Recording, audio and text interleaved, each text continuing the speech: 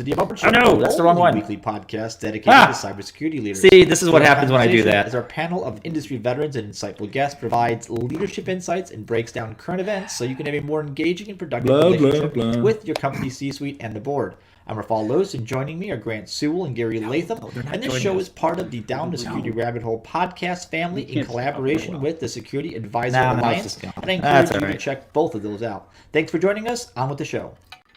All right. Well, that was fun. And apparently LinkedIn Live, of course, borked. So, hey, look at that. I'm all kinds of unprepared today. But here we are. We're live. Yay! The most professional podcast on the air today. That's rough. That's tough. That hurts a little. Listen, I didn't say this was going to be professional. I didn't even give this a number, so I don't actually have to ever post this if I don't damn want to, okay? That's just how it's going to be. All right. Hey, thanks for joining us. If you're, I don't know, did this actually work live? Hold on, let me double check to make sure the stream is actually live. Yeah, it says we're live, and we have people watching. Oh crap! Hi. All right. So the the Unnumbered year-end session here is live. I'm going to attempt to admit Casey. So this is soon to become the James, Raph, Mark, and Casey podcast. I don't know. Maybe this happens. Casey, how's it going, man? You couldn't find more Jameses? What's your problem? As long as there's only one Casey, I'm good. There's only one Casey. His last name is Case. I'm just kidding. Otherwise I'll get confused, and that's no help. But you're an Aussie. You're always upside down. You're so easily confused. This is true. Casey, where are you today? Are you stateside or are you back home? Yeah, so we're stateside. We got back into the US. What is it? About 6 weeks ago now. Okay. We're actually up in Incline Village in Tahoe. So we decided as a family to come up here for the Christmas bit. Had a few misadventures with the car on the way here, so we're coming to you live from a motor inn right now. But it's all good. Wow. Done there. Yeah, that's pretty epic. We didn't quite get into like Donner Party status, but it was interesting. We got the car in with the doctors now, and enjoying ourselves in spite of having less trains, and automobiles. Planned on. Exactly. Have you seen that movie, Planes, Trains, and Automobiles? It was just on TV yesterday on the network television, and that's a Christmas. Yeah, movie. That is absolutely a Christmas movie. Like that one and Die Hard, because that's how I roll. Exactly right. So thanks for joining us, Casey. So we've got some people watching. We're going to try to record. I'm going to record this, but I am absolutely going to kill that beginning because I hit the wrong intro and that just sounded like crap. Anyway, so let's try this again with feelings this time. Thanks for joining us, you guys. This is the year-end wrap-up. My co-host will eventually join. He's having computer problems. That's how it goes sometimes. Computers are hard. I'm usually the one having computer problems because for some reason, the one spot in my house where my office is, my Wi-Fi mesh works great everywhere except right in that room.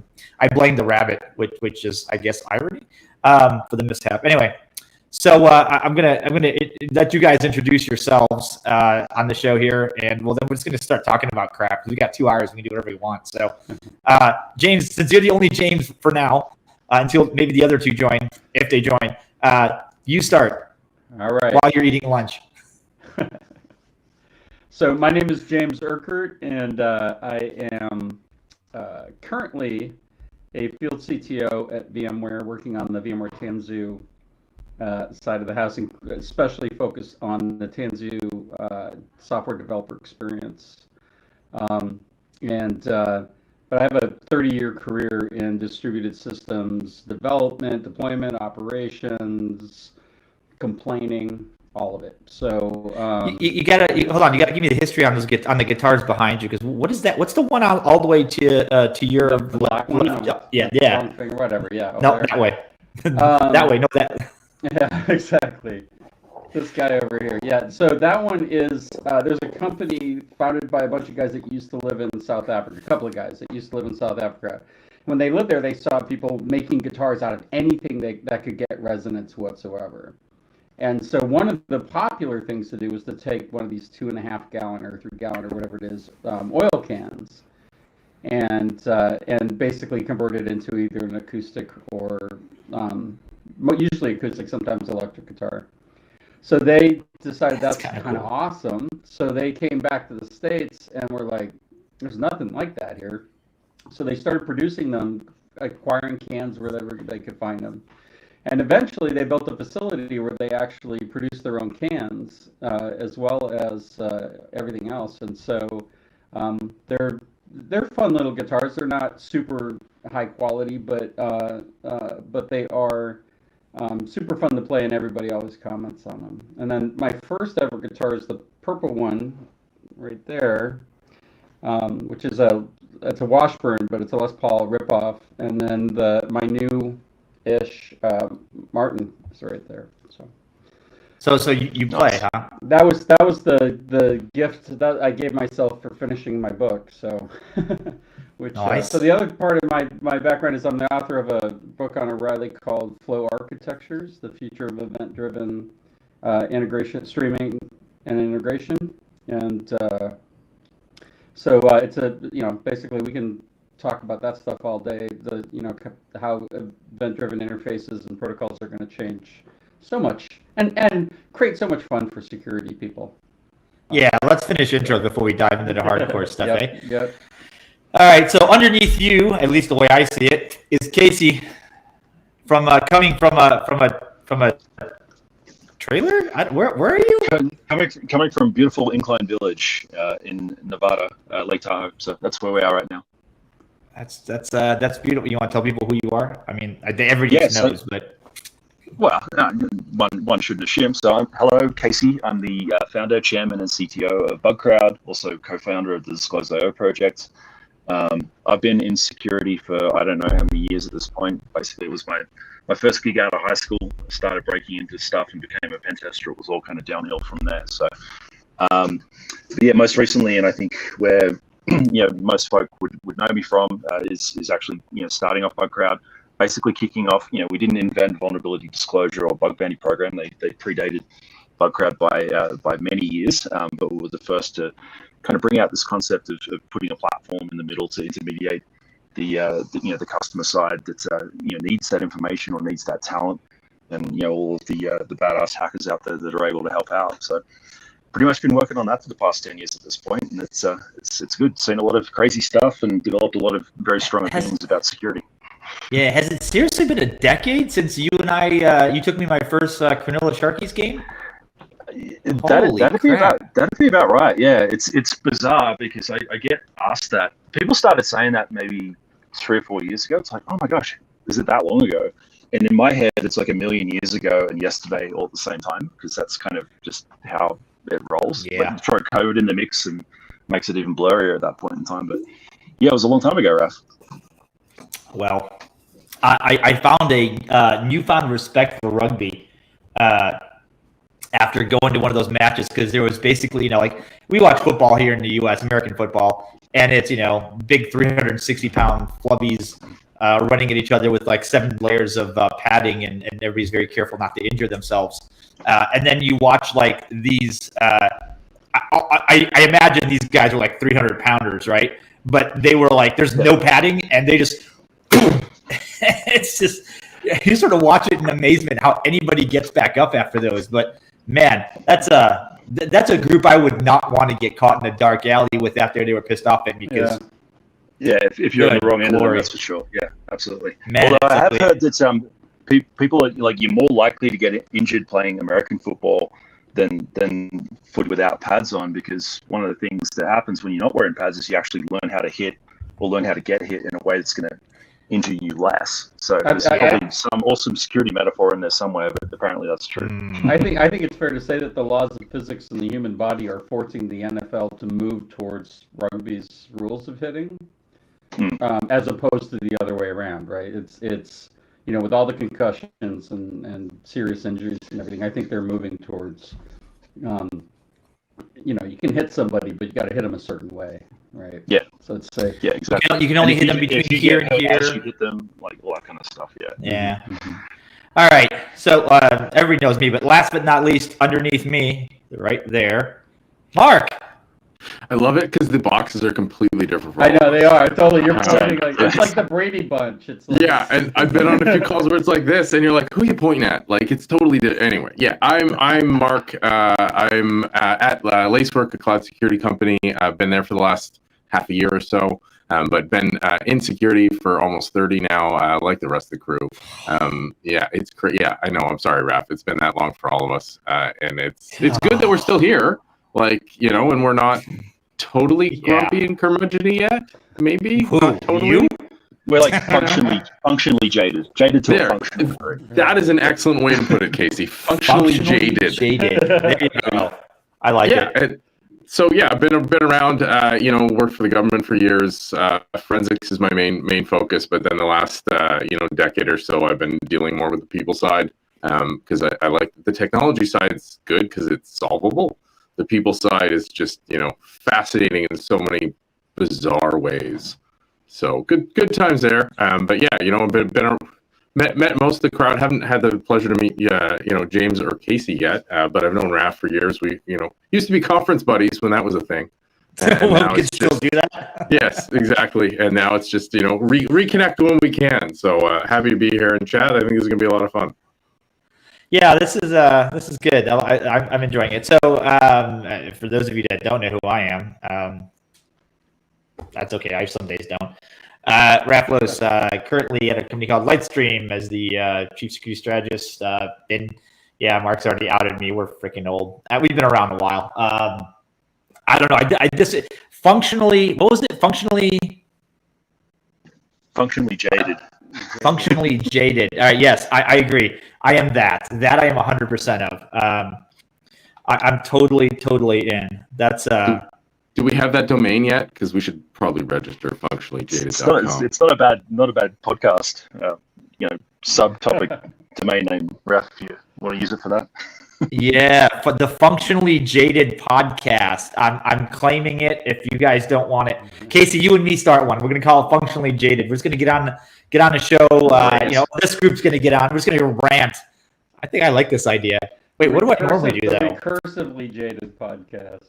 Oh God. It's funny. I tell you guys, every year that passes, I get a little closer to InfoSec get off my lawn.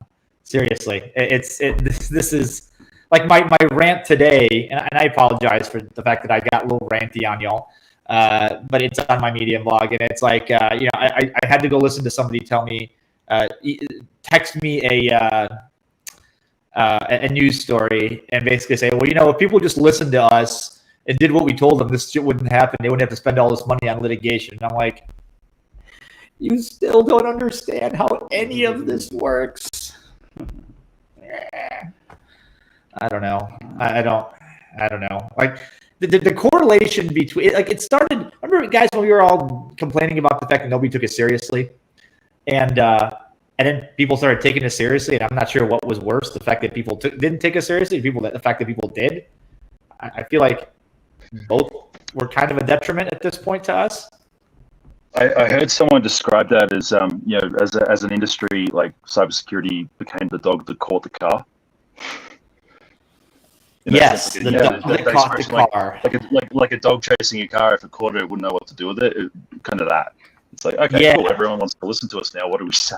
Shit. Yeah. Well, clearly we don't have a good enough message because we've been marketing dominates the space, and the part that's not dominated by marketing is dominated by people that don't know what they're talking about, right? And it's unfortunate. It's kind of like politics, where the loudest idiots are the ones that people pay attention the most to.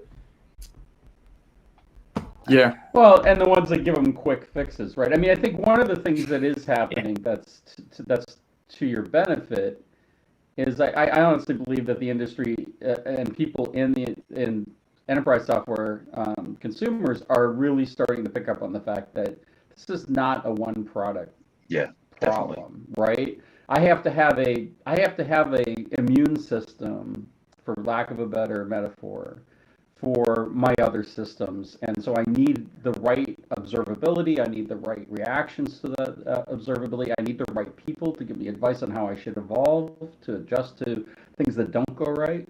So, I mean, I'm hearing all those conversations, right? The whole shift left in developer application building right now is in large part because, you know, the security industry tried to say, well, we can secure your applications once they're deployed, and that hasn't worked. So people have really bought into the fact that we need to run all those scans and all those, you know, code reviews and everything. We need to do the stuff that we need to do to at least try to make sure we're not doing stupid things right up front, right?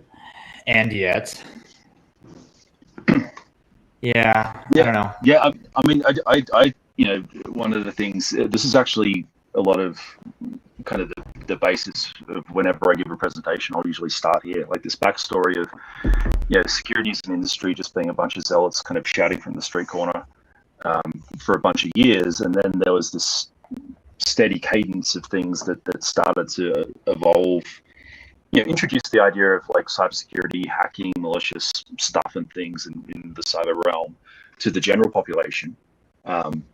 And then that just kind of got noisier and noisier and noisier to the point where, yeah, if it gets repeated enough times at the dinner table, it makes its way to the boardroom.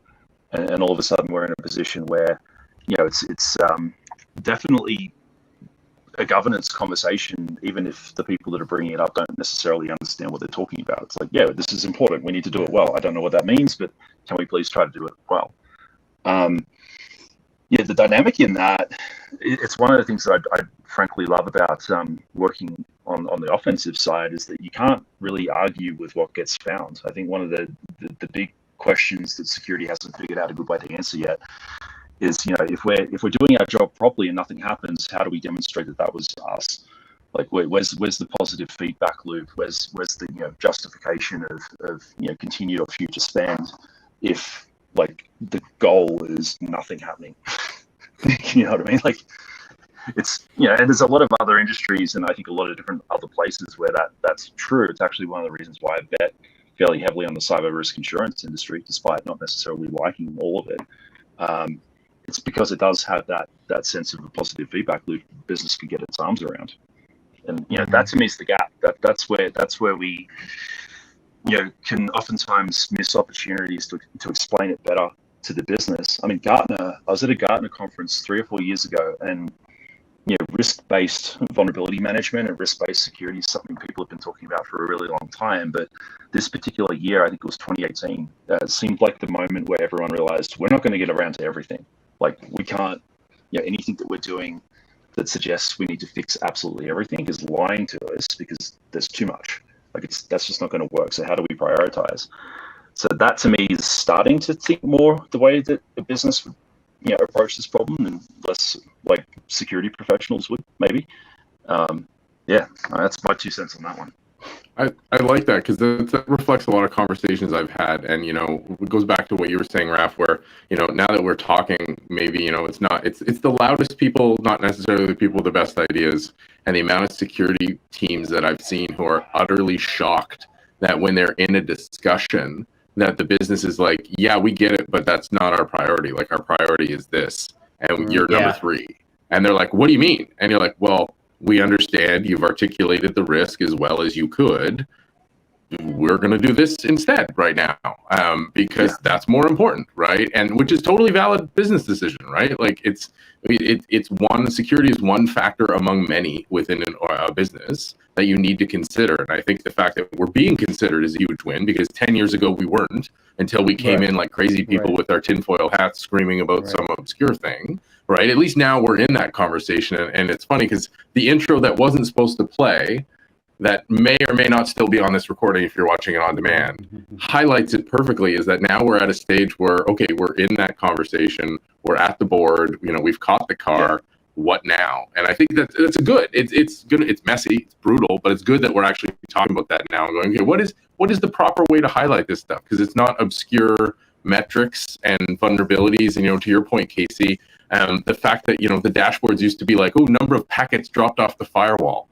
Like, even in security, I don't care about that. Why would the board or anyone outside care? Like, it's right. Yeah, I mean, Mark, that's literally the reason I started the Above Board podcast. That's we run Tuesdays. It's because I got sick of having the same conversation repeatedly, where it was you guys were talking one language. The people we're talking to are hearing. It's like on the Charlie Brown trombone. Like, why aren't you listening? They're like, I have no idea what you're saying. Like, you keep talking, but nothing comes out of your mouth that I understand. It's frustrating. No, but I mean that reflects also sort of the complexity of the problem space, right? And this is true, I think, also for software development in general. Things like testing, performance testing, and everything, right? It's amazing how quickly people who think they know the space incredibly well can get pulled into a corner where the terminology becomes awkward or even unknown, right? And gray. So I think, part of this is there's a little bit of an organizational design challenge here that's beginning to be worked out as well, right? The idea of having sort of the security enclave that maybe you could think of it as like they have the tower like in Guardians of the Galaxy, the tower in the middle of the prison, and they're looking over everything, right? And then they send out a drone to shoot something down when they don't like it. That being replaced now by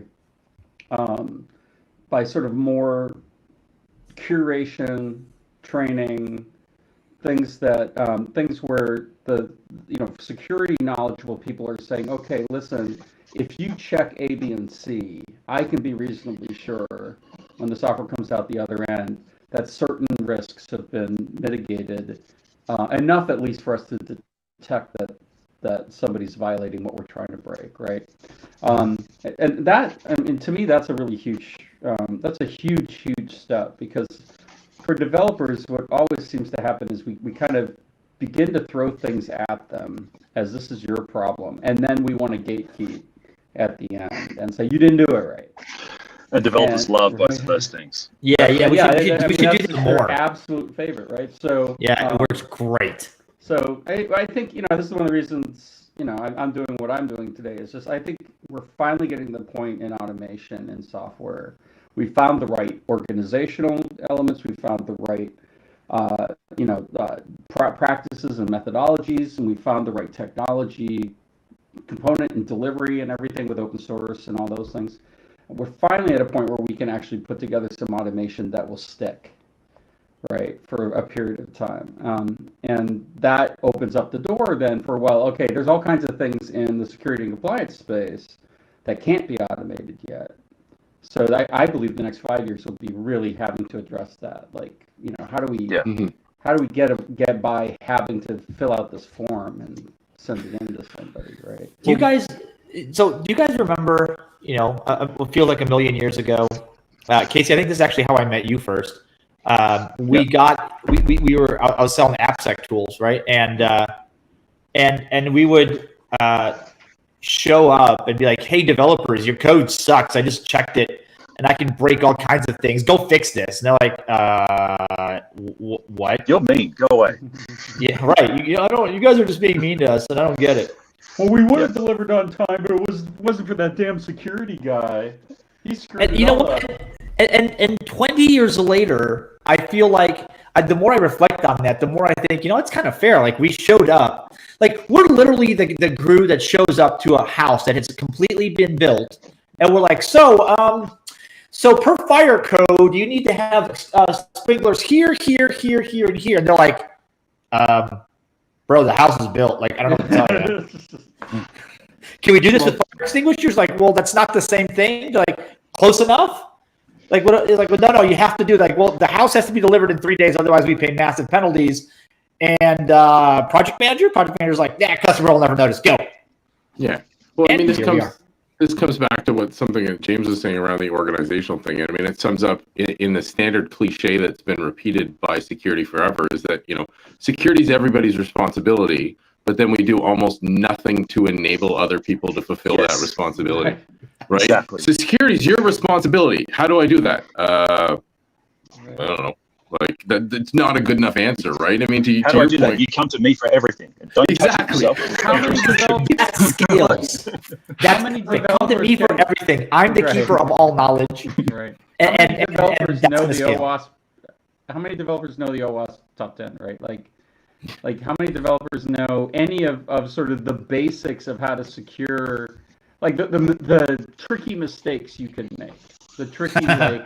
Oh, you got to catch that, right? Yeah. So they rely more and more on libraries to take care of it for them, which is fine. Which, as long as the libraries are well curated and maintained, that's okay. But there really is a need, much like understanding how your software ends up running on a hard piece of hardware someplace. Every developer should understand that, even if they never see 3/4 of the layers involved. Yeah. Right. Yeah. Yep. They just So should know it. They should understand it. that leads us into, since I wanted to make this a kind of a year, discuss the year that we've had. I can't. Hey, Mark, you're an AWS expert. I'm trying to figure out why James couldn't join us, and apparently, so he's not the only one that can't jump in. Apparently, AWS is yet on another outage today. Probably, I think that's 4 in the last 2 weeks. That's lovely. It's bad. US East is apparently having it- some issues. Again, Is it all different things, or is it all the same things? no. Did you know what the first one was, Mark? I think there was a lot of network. It was Okay. network. So they released a really good a postmortem on it. Okay. So the thing to remember about let's go back to basics for a second. AWS has a rule, a very good rule that's allowed them to scale, is that no service can create a backdoor for another service. Everyone has to use the same APIs.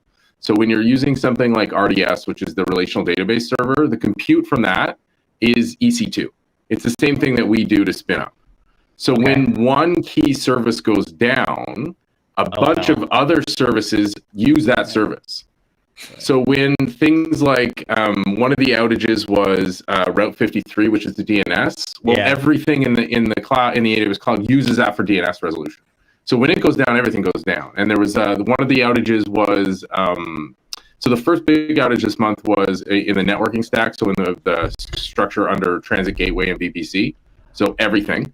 Right, it's a fundamental core, so everything went down. Earlier this year, there was an SQS issue, which is the simple queue system, and most in a good pattern, and this ties back to sort of James's book as well. In a good pattern where you're decoupling things, you use queues all over the place, and so when that went down, a whole bunch of stuff goes down. So most of these outages end up being one service having a problem, but they're all reliant on them, on that one service, and so they go down. Now the challenge is US East is the biggest region, it's the oldest region, it has the most activity, it's got the most core things, so there's this last, not today's, but the other day, which is not normally something I say when it comes to AWS, exposed a design issue. So a couple of these have been design issues that only hit at a certain scale. And the DNS one, this one was basically that even though it's got a full 100% service guarantee and multiple regional redundancies, one of the control plane access points was only available through US East. So when that went down, and they're like, oh shit, so they'll redesign around it. And when you look at the overall uptime, it's still better than you're probably going to do on your own. But because everybody's building on AWS, it takes down major things. And when you go like, oh, Slack's down, and this service is down, and this service is down, and this service is down, and people are like, I know that. My parent, people non-tech know the names of those things. Right. Yeah, they're hitting me up. It's funny because we talked about cloud was going to give us take away the single points of failure that we all had. It was magically going to make everybody resilient by this resilient platform and all that. Yeah. Well, so as far as I know, I was going to say, as far as I know, there hasn't been an outage yet that has taken down every region, right? So part of this is that people say that they're designing redundant applications, but they're trying to avoid the ridiculous egress fees, the data transfer charges between regions. Right. And between availability zones sometimes, right? So they're trying to avoid that. So they end up designing something that's not nearly as resilient as it could possibly be. I think AWS has to seriously look at data egress and data transfer. I mean, seriously, because the market's going to work around them. was it the cloud Cloudflare is coming for them that way. That cloud thing, that's brilliant. That is just a beautiful business model. But I think, but also on top of that, right? I think they're getting to the point right now where they're inciting or incenting horrible design, and it's affecting their reputation. Yeah, because I think what you're touching on is something that we've always seen. Like even on-prem, I remember, in the 90s when someone's like, "Oh, I want full 100% active design," and you're like, "Okay, we can do that.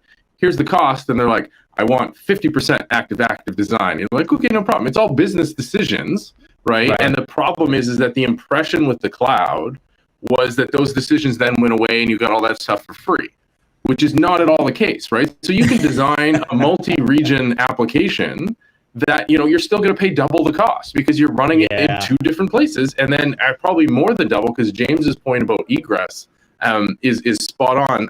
Corey Quinn, who I think everybody in the cloud space knows, his Duckbill group has a phenomenal graphic they keep up to date that is just the mishmash of where you get charged for transferring data and at what rate. I saw that. Yeah, you saw it. Did you understand it?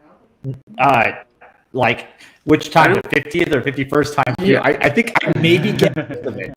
I don't mean that in a bad way. I mean, I live and breathe this stuff, and I still get caught regularly on, oh crap, yeah, I do get billed for that. It's actually cheaper to redesign my app, and to your point, James, it's cheaper to redesign my app in a different way.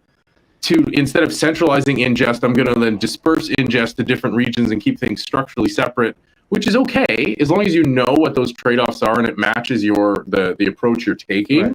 Right. Which comes back to your book, which is excellent, by the way. I absolutely love it. Oh, thank you. Thank you. I guess I got to figuring read out that design. Yeah, you have to read it. It's great.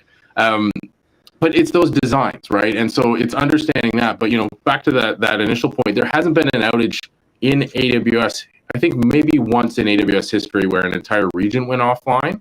Most of the time, it's one service impacted across all availability zones in one region, or we've had twice, I think, an availability zone go down.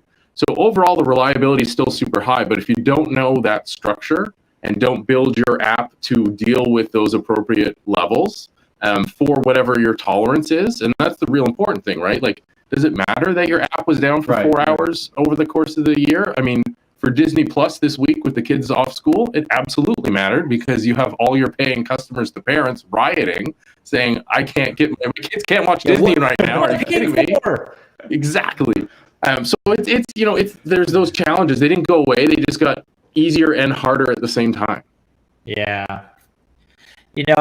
Casey needed to jump because he's got to go take care of some stuff. He's gonna be back. But this is exactly sort of where my head goes. Is I remember, and this is just going to remind me how freaking old I am. I remember when Hoff was sending, Mark, you were part of that mailing list, I think. He sent out a PowerPoint slide with like the shared responsibility model, and then the difference between IaaS, PaaS, and SaaS, right? And I remember looking at that going, this is kind of straightforward. Like, I get this. This shouldn't be hard to grasp. And yet, I'm still teaching the model 12 years later. Like, almost every presentation I give about cloud starts with that model and tries to explain, like, yeah, okay, here it's conceptually simple, but the devil's in the details. And then again, it's just getting through those assumptions of, just because you don't have to worry about capacity management most of the time doesn't mean it's not an issue. Just because you don't have to worry about availability most of the time doesn't mean it's not an issue. You kind of get spoiled by the efficacy of the services you're using, and you're like, well, it never goes down. Well, just because it hasn't gone down doesn't mean it can't. The probability's low, but it's still a possibility, right? I mean, basic threat assessment of what's the probability of this going down and what do I want to do if it goes down. And if it does go down, being able to tie that back to the board conversation, to go to the board and say, hey, we calculated this risk. It was really low. We assumed it. So instead of spending an extra $2 million a year to make this a multi-region application, we saved that money and we absorbed, accepted this risk. And guess what? This 3 days of outage for $100,000 saved us $8 million over the last 4 years. So there's your business deal. Yeah, I wonder how many people are able to do that have the no, yeah. So thanks. Well, so I read Corey's This Week in AWS, right? And what I think was it today's or yesterday that came in that said basically there was AWS did something to their free tier or whatever. Today's. Yeah, today. Can you expand on that? Because I think I read that and I mostly got it. It basically read as a yay. Oh. Yeah. So they adjusted the free tier. They made the egress costs significantly more. They have more of a free cap. Yeah. So that's a really good step. But the core problems with the free tier are still there. And basically, the free tier is limited for the first 12 months. It's not free forever. And there's no cap. So if you burn through your free tier, you can get hit by a bill. And Corey sees this all the time because people reach out to them. But I mean, I see it in the community all the time where somebody spins up an account, they set up some resources and forget about it. And all of a sudden there's a few $1,000 bill. So, when he saw the changes to the free tier, I think, his general sentiment was the same as all of us, which was awesome. They're fixing the free tier. But really, they made it a little bit better. So they've taken one of the big gotchas away as far as, sending data out and making Cloudflare or CloudFront cheaper for the content delivery and expanding that in the free tier. But they still haven't fixed the fundamental issue that James brought up, which is the data transfer charges between regions and general egress, as well as putting a cap on the free tier, or at least letting you, really, they just need to implement a cap and say, don't let me spend more than this per month on this account. But that goes against like that. That is not in their best interest as a company, right? Because don't let me spend this much is it can be, but you can do it safe. So they've done it with at reInvent. There was an announcement under the machine learning with a new project called Sagemaker Studio Labs, and you don't need an AWS account for it. You just sign up with an email account, and they give you a certain amount of usage for the machine learning platform for Sagemaker. So they're targeting it at students. They're targeting at people who are just beginning to understand data science and machine learning. And there's just a hard cap.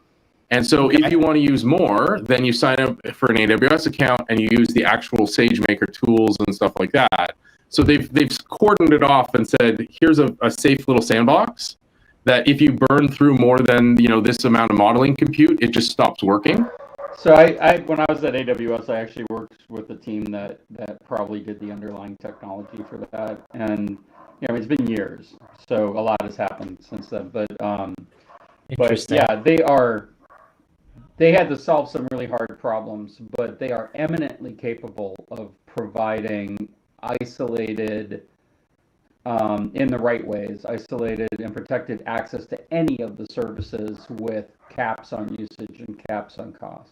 They're perfectly capable of doing that for a number of different things. So EC2, they could do it tomorrow, right? I mean, that's where everybody started. So, and you can wire that up yourself, like if you know how. And that's the problem, though. If you know how, you can jury rig that kind of cap limiter on your own accounts. The problem is it takes a lot of knowledge, and the people who are most susceptible to this are the people who are first starting out. Mm-hmm. Yeah, and therein lies the problem. It's we are I don't know, maybe targeting is the wrong word because that feels too harsh, but like the audience that this is going to is the ones that I feel like we're given the cockpit sans instructions to the guy that's like, all right, airplane. My first lesson's gonna be awesome. Yeah, well, and I mean, even for the disaster that's been the last week with the Log4j stuff, I realized, yeah, I know, and I didn't really want to bring it up, but it's relevant here. Yeah, it's relevant here just for this. Yes, but just for this part of the conversation, I did a video on LinkedIn, and I've got another one coming out on a similar, but like the first video I did was just like, this is what it is for people who aren't developers or security people. Because I think it's super important for the people who are like, why is everyone freaking out? Well, this, and I did a simple explainer, and then the one I've got queued up now is on incident response. Now, we all know incident response, but the amount of questions I fielded from organizations and teams who are like, what is supposed to be happening? Why do I keep getting a different answer every 2 hours from these people? And I'm like, and it's a totally fair response from them. I'm like, that is weird. When somebody comes and says, here's the plan, this is how we're going to fix this issue, and then 2 hours later comes back and says, here's the entirely new plan. We're going to do something completely different. And you're like, what? Why can't you make up your mind? Well, no, it's new information, right?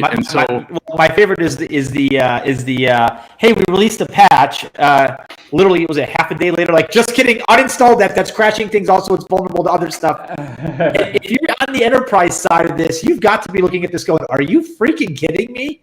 But if you don't know, you want me to immediately deploy the patch, but you can't be trustworthy enough that I don't have to scan and test and run through my entire procedure in order to deploy the patch, right? That's kind of where things are. And I think, yeah, so the curation of this stuff is a big problem, something I hope to see addressed over the next 5 to 10 years for sure. And I don't the think last year is exposed. 5 to 10. No, I love it. It's like, yeah, 5 to 10. Dude. It's such a hard problem. I get it. I think 5 to 10 is super ambitious. I love it. I'd love to see it done in 5 to 10. But I think my point with this one was really just that we are, so in the security world, we have a fundamental understanding of hopefully how incident response works because we've been through enough of them. But we're working with teams who don't have the same expectations or underlying assumptions. And so they were like, oh, these are our marching orders, let's go, as opposed to, hey, expect that we'll get new information every hour and that hour 2 could completely contradict hour 1. And that's normal and that's natural. And at every stage, we have to go through this risk evaluation process. And it's basically expectations, right? If we say, hey, we're going to be driving in a straight line, or everyone just assumes we're going to drive in a straight line, and yet we're all over the place, that's a problem. But if they know we were going to go all over the place, it's a little easier to accept. I want to address this because we talked about this a little bit on the Above Board show, and I just invited Grant, so Grant's going to join us in a second here. But what do you? Okay, you're the CISO at a mid-sized company. You absolutely have Log4j coming out your ears, right? Maybe you're not maybe you don't spend the first 24 hours going, where is it? Do we have it? What are my vendors like? We'll address that in a minute. What does your plan of action and then communication strategy look like when 2 days into it, 4 days into it, you're like, sorry, hey, IT folks that I said, here's the patch, go do this. Yeah, undo that and try this now. How do you not walk out of that meeting with egg all over your face going, yeah, this is going to hurt? I feel like, and I'm not trying to be a dick to the guy that maintains this thing, right? To the people, it's like one guy, I think, right? Isn't it? Like, or 4? Oh, great. Sorry. 4 people. I don't even know if it's all good. So 4 people.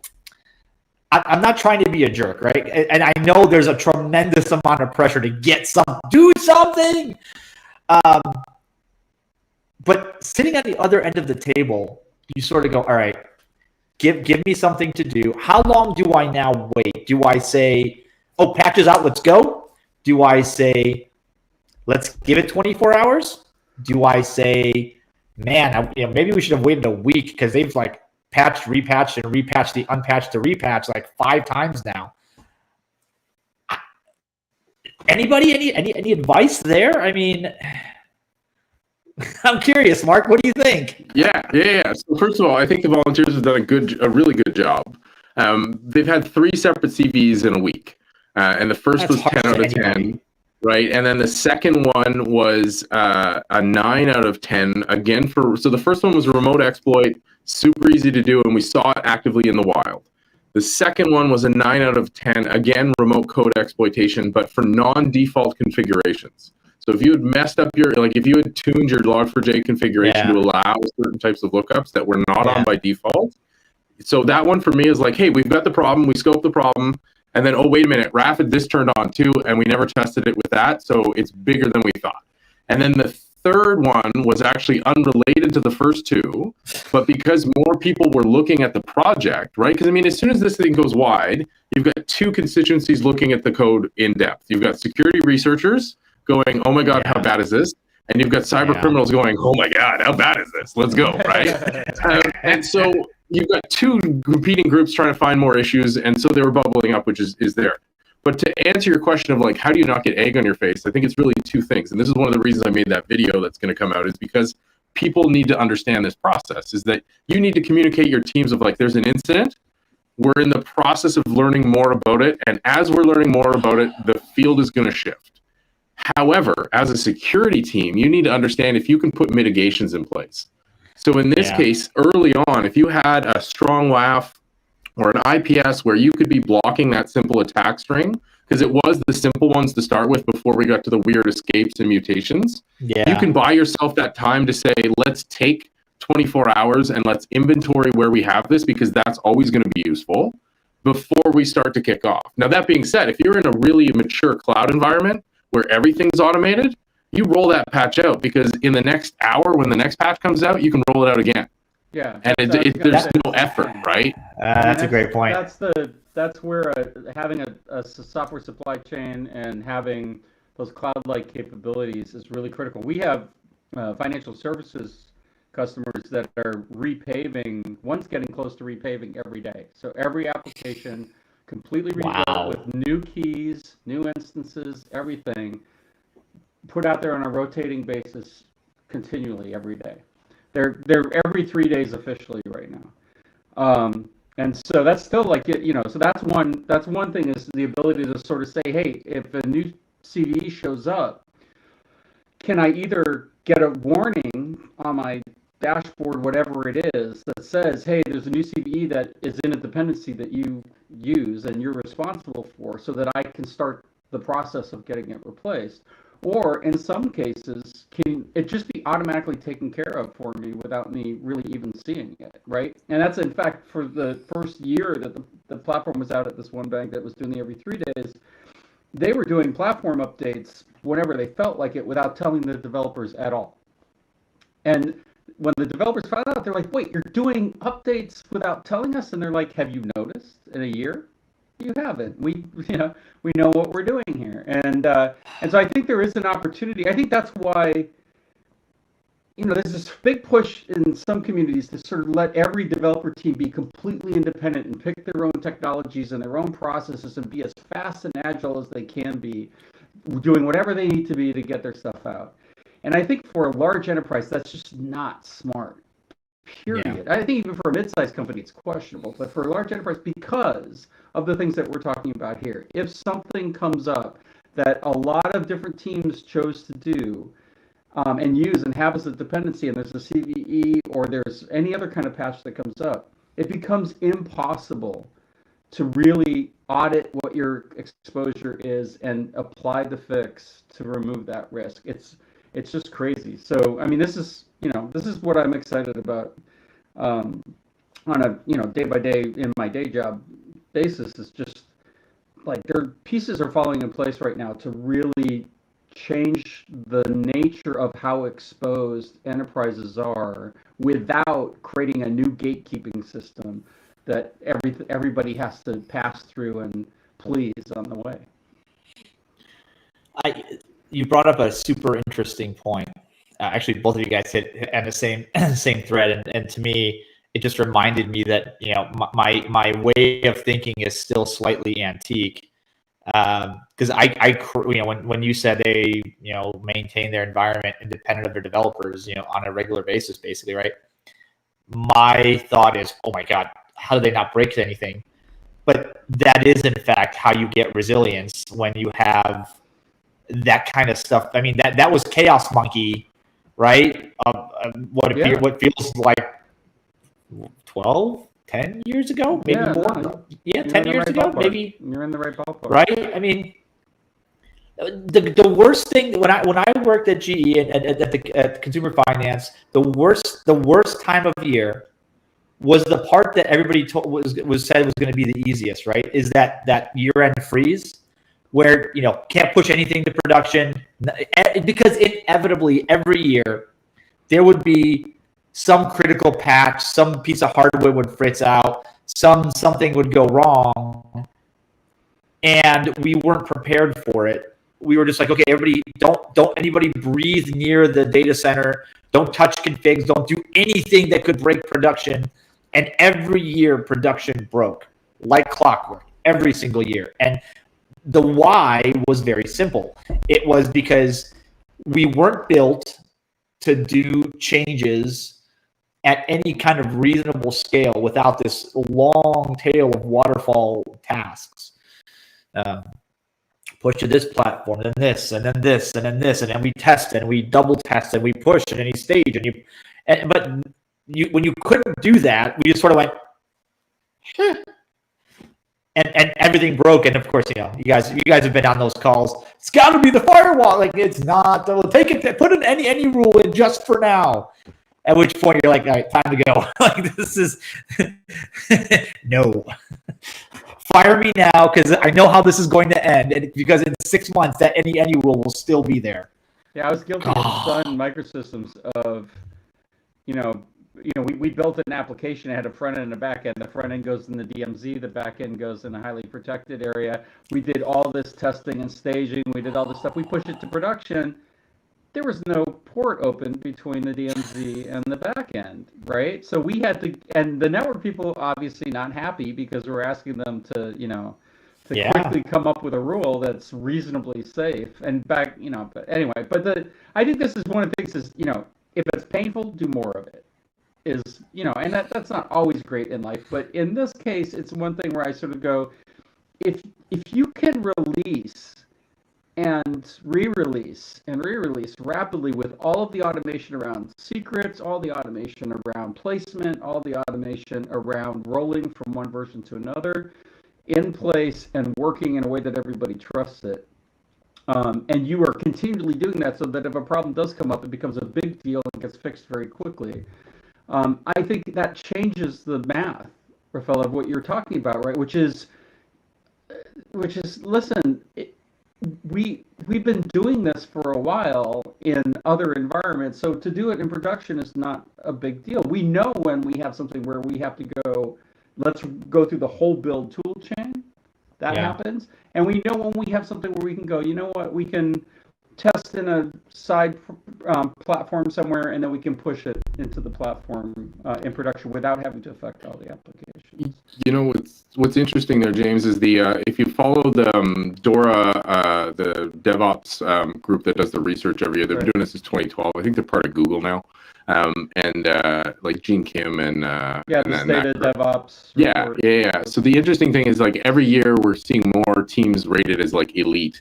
But the thing that always jumps out at me from that, and it's a pretty big survey, it's like 30,000 plus organizations. But the thing that gets me is that the elite teams who are deploying, they can deploy, multiple times per day. They can get new stuff out into production in less than an hour. But their failure rates are half that of the other teams. Even the highly rated teams who are doing, a deploy a day, the elite guys are half the failure rates because of exactly what you just said.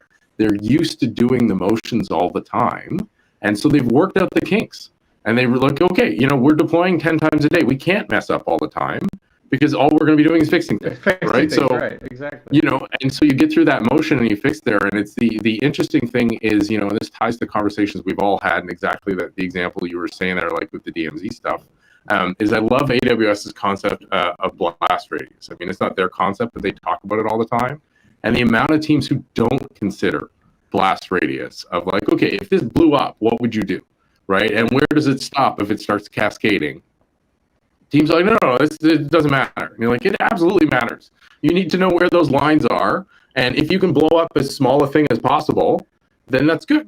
And you can figure out how to fix that thing, and you keep it contained and logical. It's the difference between when I talk to a team who has everything in one massive Terraform template versus teams who actually like decompose it and break it up into different ones.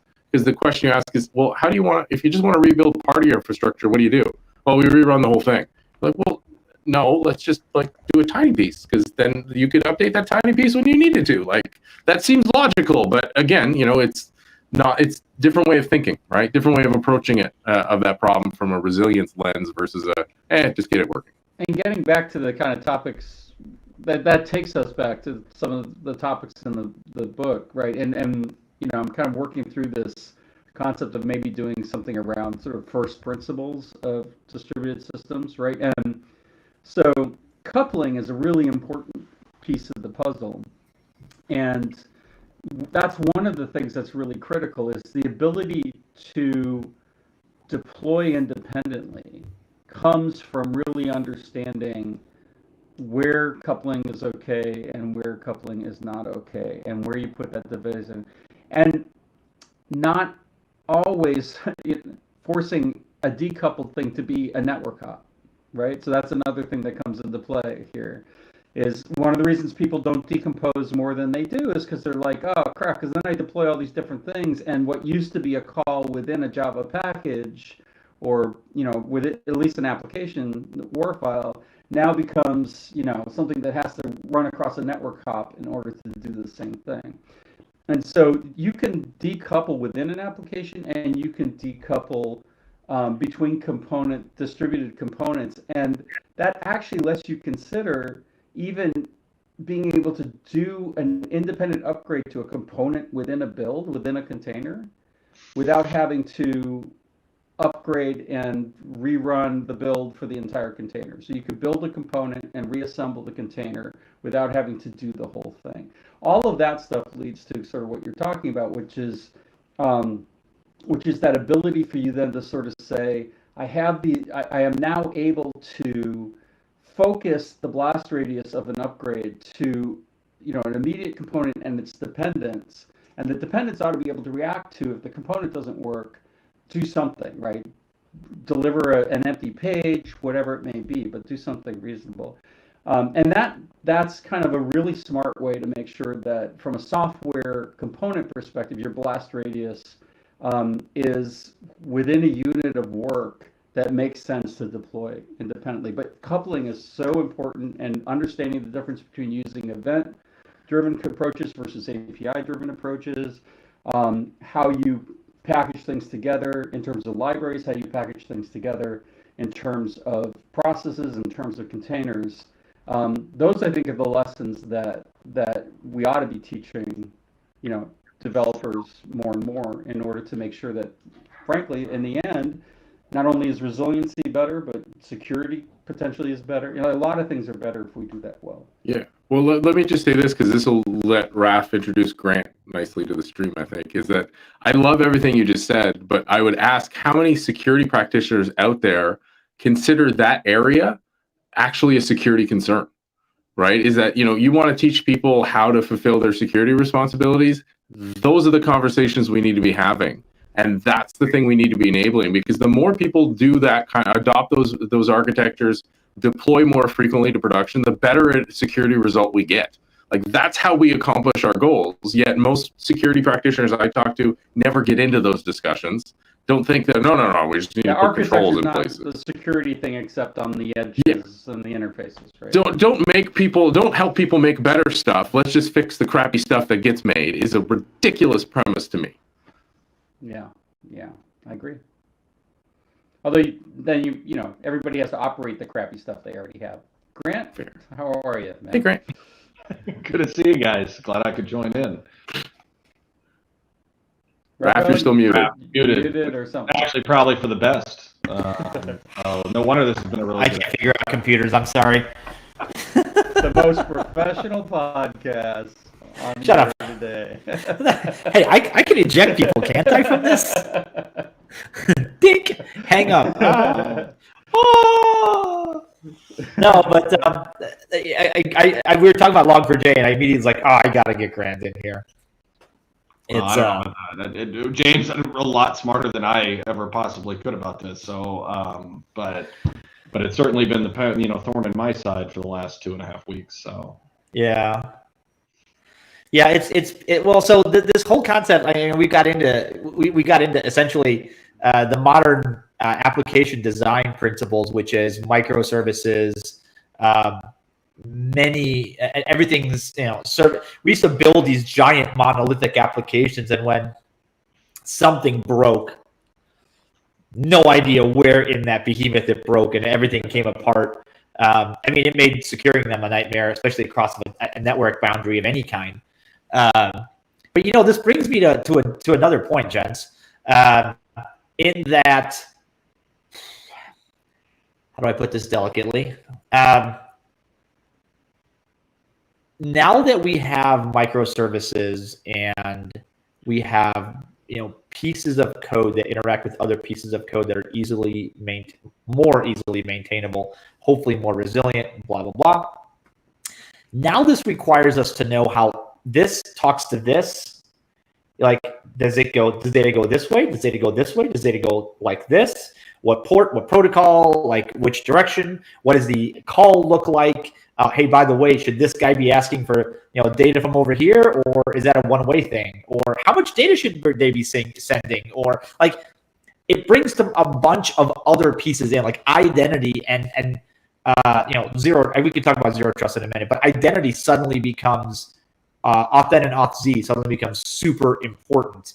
Veracode had I read Veracode's ABI OWASP top 10 thing explainer a couple days ago, and it's kind of stuck with me in the back of my mind, because as I read that, I sort of went, yeah, right. So all those things that like early 2000s ish, we were teaching developers, hey, when you authenticate somebody, you still have to authorize them to specific pieces of the app, right? They would go, no, once they're in, they're in. You're like, great. So I can walk into a bank because I'm a human and I'm not carrying a gun and a mask. Cool. I get to get in the vault too. That's cool. And I've used that one a million times. They sort of go, no, why would I do that? And they're like, well, that's exactly what's happening. And James is back. Da da da da da.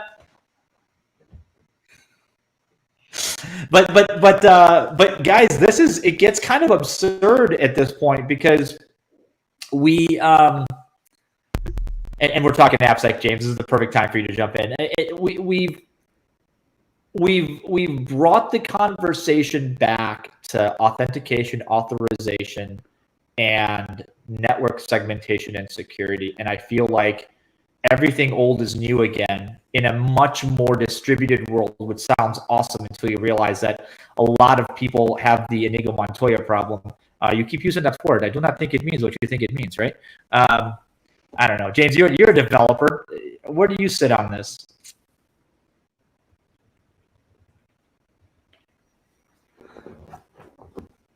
Nice.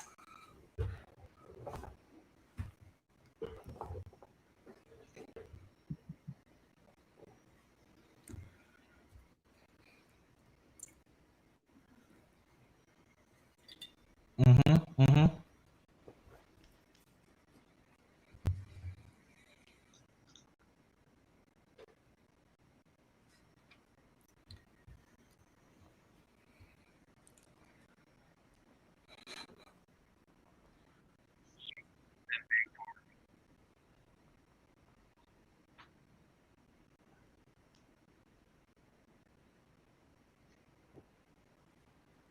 Is there? Whoops. I should look at that.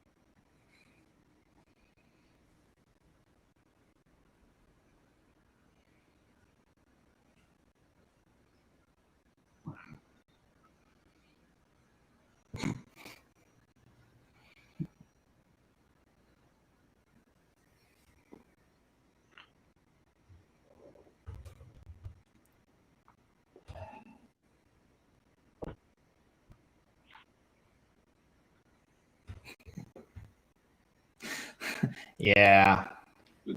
But they're probably not. I mean, I think that's the, I've harped on the egress filtering thing for a while now, because it's the same. We had the same problem during, SolarWinds. Not the same, not the same breach, not the same issue, same solution. If we were doing foundational security elements of egress filtering, which we used to do this back in 2000, 2005. Let's date ourselves. But at some point we stopped, and cloud made it easier, and whatever. And name your excuse of it's too hard, even though it's really not. Like that's one of those things that this would have protected you. It wouldn't have stopped you from being popped necessarily, but it would have stopped data exfil. It would have stopped command and control. Yeah. For the most part, right? Like, right. Logging and firewall egress filtering would have made a huge difference. It's something everybody's already invested in, and you just need to implement it. And that nobody's doing it. And that's why this is such a pervasive problem. And I'm not saying it's the easiest thing ever, but if we had designed things right, if you built things right, if you thought about it, because the other problem is, we're talking about AppSec, which is one half of this. The other half is everybody else's AppSec, and that's a mess anyways. All the things that we bought and built it in, and tracking down. I know, as a defender, finding all this crud everywhere and figuring out who uses Log4j or thinks they do or knows they do or does. It does. We don't know, and they don't know, and we're months out from people actually figuring it out until they get popped, and then you've got another problem. But these foundational controls still might have helped. They would have protected us, to your exact point, James, of having that time to figure out what do we do in the meantime.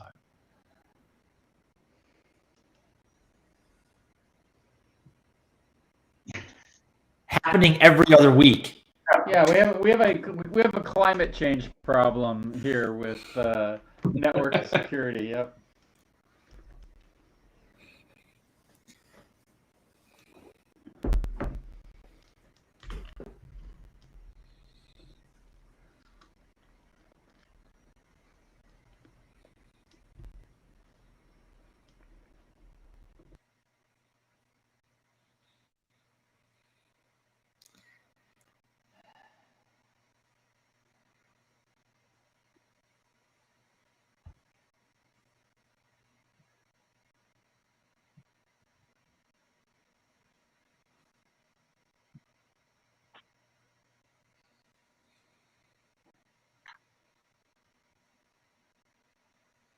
Right. Well, do we never get a chance, or do we give up on a chance? I mean, we keep talking about this. We haven't learned our lesson every time. I mean, I'm sure a couple have. The ones that get breached so hard, they got the money and they learned how to do it. But don't you think some of them just sort of centralize the panic as opposed to distributing? You beat me to it. Thinking, right? I mean, I think part of it again, part of what's happening right now, I think, is that we've reached the scale of software development in most organizations, meaning the number of different projects going on. I mean, we have customers that have 25,000 applications, right? And so that's, you have to assume that's at least 10, 15,000 teams, right? Not individual developers, just teams, right? And so from that perspective, you look at that and say, the part of the challenge here is that we have not yet learned what it means to work in a systems context rather than in an architectural context. We have not yet most organizations are not ready to say you can't blueprint this. It's practice and methodology that's going to solve this problem for you. Yes, there are technologies you can bring in. Yes, there are practices that you can bring in. But those are going to constantly adapt as well as you adapt to new attacks and new surfaces and new technologies and everything else. I think it's a big part of it is we don't go and talk. Vendors are not going to do this, or if they are starting to, thank God. But go in and sort of say, hey, you don't just need us, right?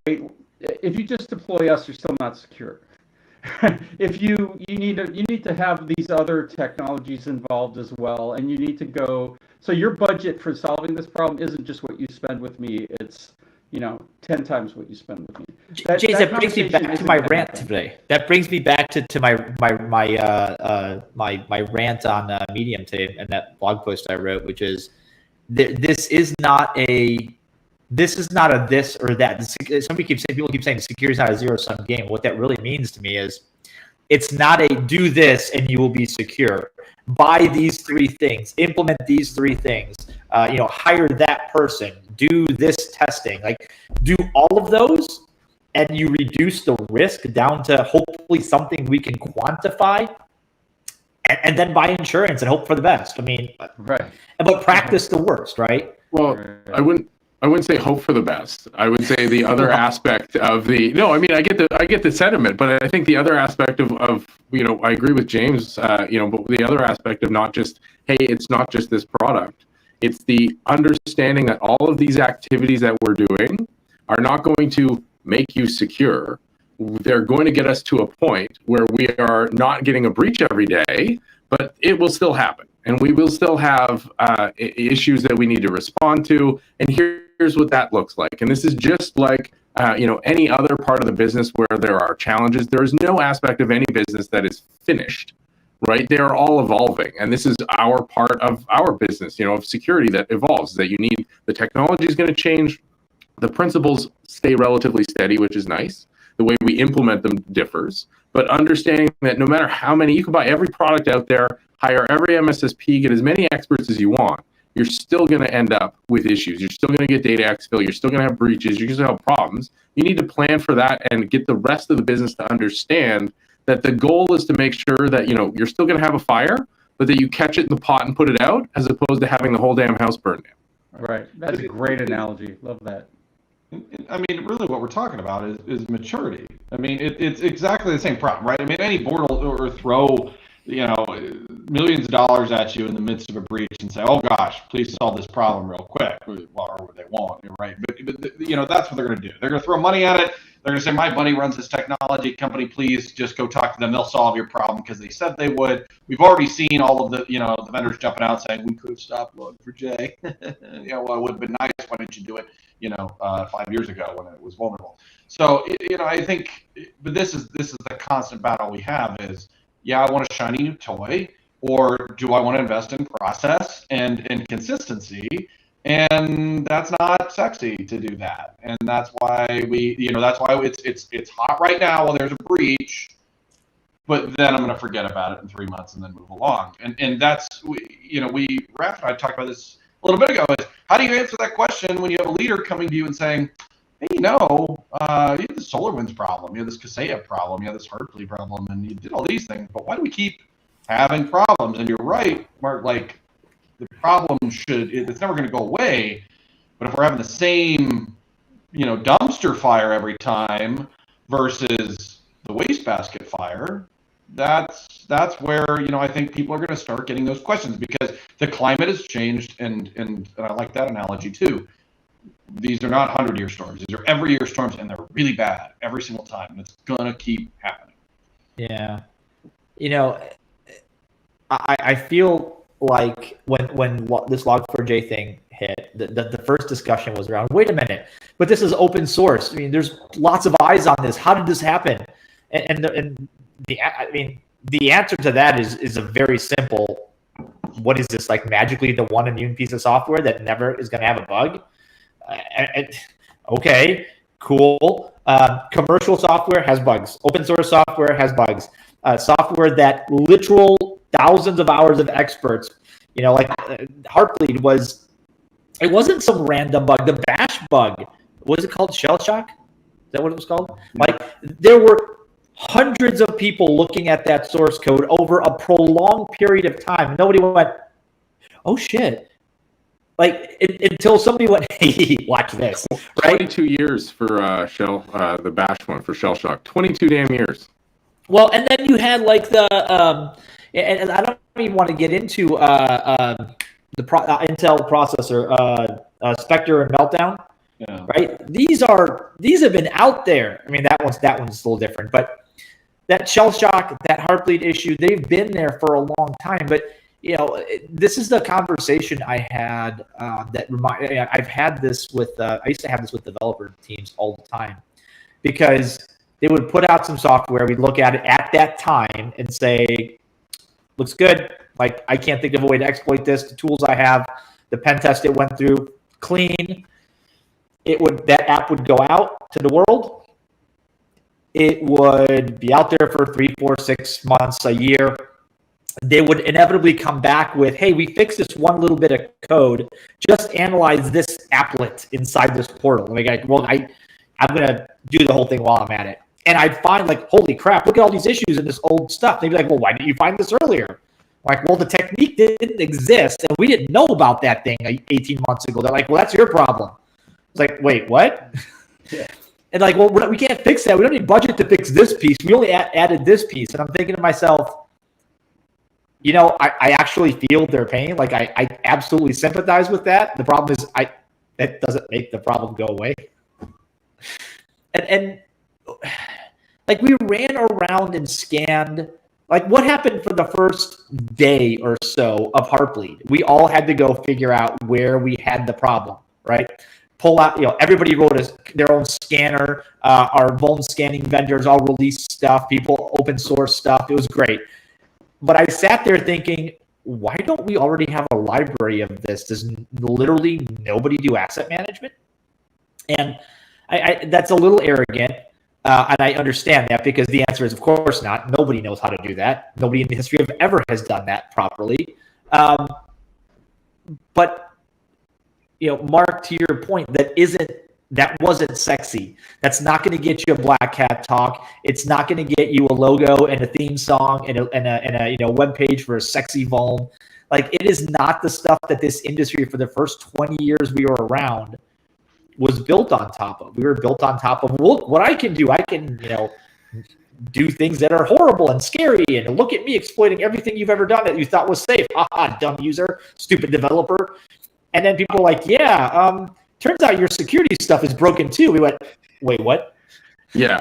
Well, I would say, I agree, but, one of the other things that I think is probably more important when it comes to asset management or software bill of materials or something like that, is that's not a security-only activity. Right. And where security teams fall down is anytime we need to interact and collaborate with people outside of the security team, it's a huge uphill battle. And that's on us, not because their problem is that we don't play well with others generally. And that's a broad stroke for sure, but based, I think, on our collective experience, I don't think anyone's going to fight me on that one, is that we don't play well with others. And it should be a super simple activity to keep up-to-date assets management. It's not rocket science, but it requires everybody understanding the purpose, everybody understanding that practice, building that muscle, and seeing the value repeatedly. And while we pull the value up and say, if we had known where everything was, we could have fixed this easier. This only happens every once in a while. I'm reminded this business book I read years ago, which was on workplace safety. Totally weird. But one of the things that they pulled up was saying it was in factories for major disasters, right? Like fires or massive rashes of workplace injuries and stuff, was that they saw the same pattern over the last 100 years, where in the moment and shortly after the moment, everyone was hyper vigilant and understood oh my God, Raph got his arm chopped off in that machine. We need to be careful around this machine. Yeah, I'm just picking on you, Raph. Right? But then as time went on, people got more and more lax because it wasn't as fresh, it wasn't as recent. It was oh yeah, okay, sure, that could happen. I've never seen it happen. It didn't happen to me. And then it dies off. And we see the same thing with asset management. We're also talking about asset management. The amount of times I've seen SBOM, the software bill of materials this week, right? Super important, super important. 2 weeks, nobody's going to be talking about it. And that just keeps happening. It is. We will.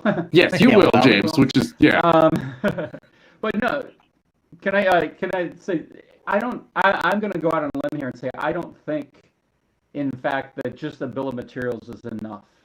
I think you actually need a dependency map of that bill of materials. I think you need to understand the graph, not just the points in the graph. And the reason for that is because, and in fact, this was a business idea I had years ago, was to take a bunch of white hat, maybe black hat tools and just, do a Google crawler, but trying to find out what technologies people were using and what connections there were between, this company is calling this company through APIs.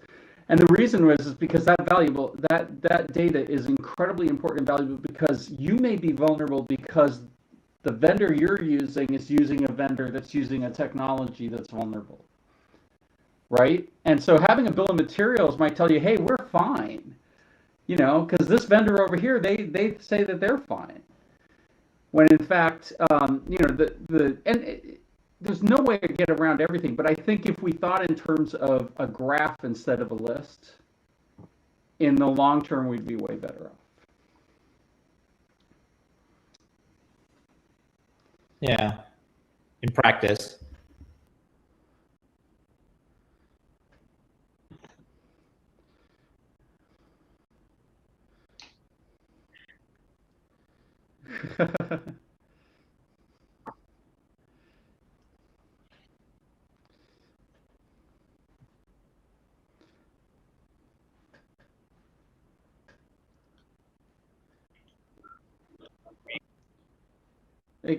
can be used by security, but it's not owned by it.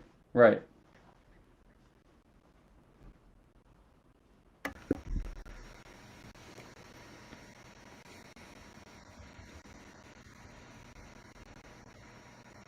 Yeah.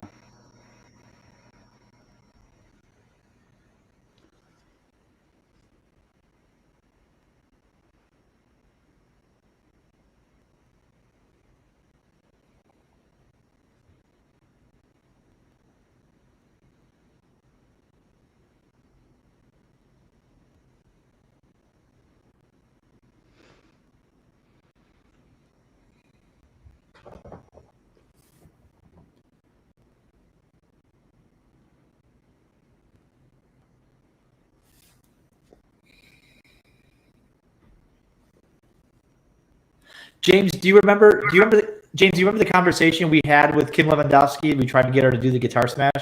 But we were talking about SLSA, SLSA, Google's essential. Was it? Yeah, what the heck did that stand for? Software artifacts, something. Oh hell! Sorry, Kim. Sounds like a standard security acronym. We know the first 2 letters and everything else. Well, but it's basically a software assurance levels, and it's not quite SBOM, but it's saying, I attest to this is what this is, and this is the level of verification or validation that we've done. I see at some future state them adding a dependency graph with like with actual bill of materials. The crazy part is this is an all or nothing activity, guys, because you can't get 7 vendors that one does it by CSV, one does it by text file, one does it by a graph, one does it by this way. Like you can't. Those pieces don't fit. So you're going to have, okay, every one of you is going to have to send me this is the format, this is what it looks like, and this is like, how do we do a bill of materials / dependency graph? That's the important thing. Can I play this? Also, by the way, is supply chain levels for software artifacts. Supply chain levels for software artifacts.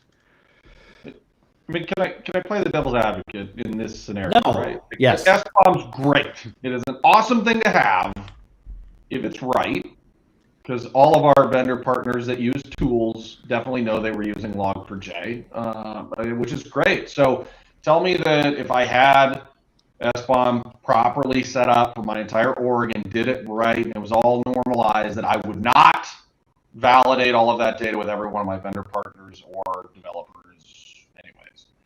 Like, I mean... Automate. Not to be too flippant about it, but if it's a person, yeah, I'm going to have some of the similar concerns. If it runs through a software system as a standard build process or a standard supply chain process, and goes through standard scans and standard things, and it's just going to happen whether you remember to do it or not. Yeah. Then I think, yeah, it's a fully valid way to kind of handle it. I think part of the issue is if you sort of say, oh, do I have to wait for Joe to come back from vacation or Jill to come back from vacation, whatever, right? That's the death knell. But if you have a standardized processable list or graph of stuff, and you can write software that then can say, hey, this is something a human should be paying attention to, or I'm going to put a halt to this, then I think it is possible to do it at scale. But if everybody's doing their own thing and building their own environment out, then that becomes, again, almost impossible to do. Whereas if you bring together, you build a freeway as a path to production for software, and everybody comes to the freeway before they go to their destination, then it's much more possible to do. Mark, how do you do that with the way the cloud's being done today? Because well, I mean, the problem is we've tried that for years, and pissed everybody off, if I may speak frankly, right? Because Yeah. then Central is that freeway got bogged down, and people are like, I need this update. And, oh yeah, that'll be 6 weeks, and you need to fill out this form and that form. And I think Bingo. Joe's got to be back from vacation. Yeah, Is the deadline. exactly. So I mean, I think cloud gives us a better shot at it, because I think James's point of that bill of materials, that dependency graph, should be a build artifact, right, or a deployment artifact. And it's same with compliance material. You can't be doing compliance material by hand. You need to do the majority of it in an automated fashion. The good news there is that the cloud makes that a little bit easier. It's still lifting on your part, but things being programmatically accessible is really the key. And so being able to say, okay, I don't have one freeway, I've got a bunch of different pipelines that are appropriate for the different environments, but they all meet the following, right? They all output in the same format. So maybe you don't have a bunch of like one freeway, but you've got your interstate system. And you go, well, they all have, the same signage. And so if you're on one, you got the same general rules, right? Even though there's some variation among them. Yeah. You pay the tolls the same. So I think, and so kind of along those lines too, so that this is a supply chain, and a definition of a supply chain is different than your CI definition. And that is really hard for people in the release engineering world to get their head around. Right? I already have Jenkins. Aren't I already doing all this stuff? Can I just put something else in my Jenkins process?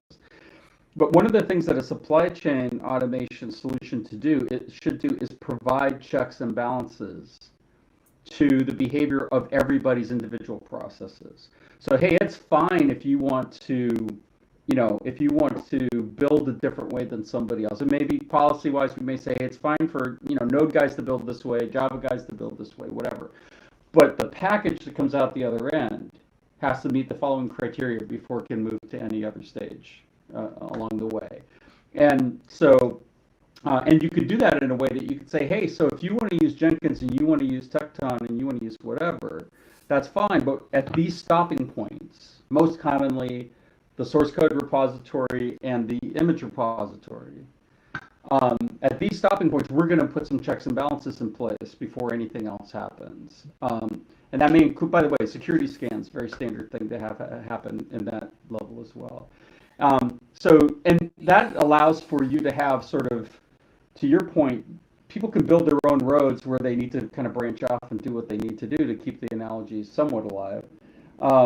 But also at the same time, you can make sure that there are way stations where there need to be way stations. That there are certain checkpoints for things that need to be there. And that's what I think, that's why I think an organization needs to look at their supply chain automation and their supply chain story as being a superset of what they're doing from a release engineering perspective. You know what I'm hearing, guys? And this is a message that I know that the Jeff Williams of the world will be happy that we're echoing. The notion that, you guys said it before, security can't be the folks that do it all. There is no prayer in hell that I'm going to get a security architect or security analyst that's going to be able to talk development pipeline, source code, cloud architecture. You've already lost 90%, right? And network design and authentication and threat management, and we're not even going to go talk about threat modeling and all the important stuff as well. These are tasks that security has to be an oversight in, but the work has to be done in the unit that's actually closest to, like, the mechanics have to be doing the work, not the guy that's sitting 2 buildings over going, oh, you need to be doing it this way, folks, because it just doesn't work. Yeah, again, as long as you sort of say, if this state is true at this point, then I'm okay with however we got to that state. But the state is that, there's this SBOM, there's this stuff, right? That you could have a smaller group of people manage and say, look, these are the conditions we have for you to go to production. These are the conditions that we have for you to go to build from source code development. Those kinds of things you can begin to have a smaller group of people sort of manage and put into place. But you're exactly right. The specific practices are going to vary so much just based on programming language or just based on, architectural requirements, scale, data types used, data systems used, right? There are going to be variations in there that are so differentiated that I think one lockdown process that everybody has to go through is not the model. Is not the model that will work in long term. Yeah. Yet it's the model that everyone has and uses, which is and it is exactly or Mark, to the point that we were talking about earlier, or just let all the developers figure out their own stuff with no coordinated way of saying, let's make sure everybody's doing X, right? Listen, It's one of the two.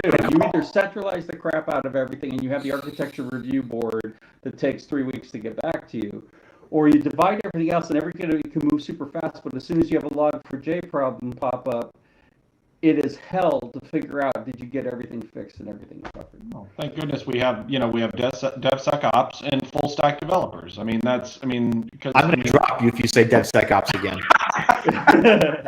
Because where's the nuke button? Well, I think these are all really good conversations about developing software internally. It doesn't solve none of this. If everybody did SBOM the same way and it was interactive and you could figure it out and scale it that way, that's great. And it's protection or for their own internal errors and sins. It doesn't solve that fourth, fifth, sixth party of knowing, are they developing? Because we all, in orgs of different sizes, the startups that are involved, they have 2 developers. They're all out of Romania. Not that there's anything wrong with Romania, and and they're building whatever they can at the cheapest possible way, and then you're screwed. But we accept that risk for a good price or something. I think that's the title of this podcast. Not that there's anything wrong with Romania. Wrong with that. No, man. I have officially decided that functionally jaded, this thing is going to happen at least monthly. Yeah. We got to do this regularly. This feels like therapy. This feels good to get this crap out, because you start to feel like an idiot on an island. Like, am I the only one? Am I taking crazy pills sitting in these meetings when people are like, I don't understand. Why do we have to do this? You're like, because it's 15 years after it was suggested. Like, what's wrong with you?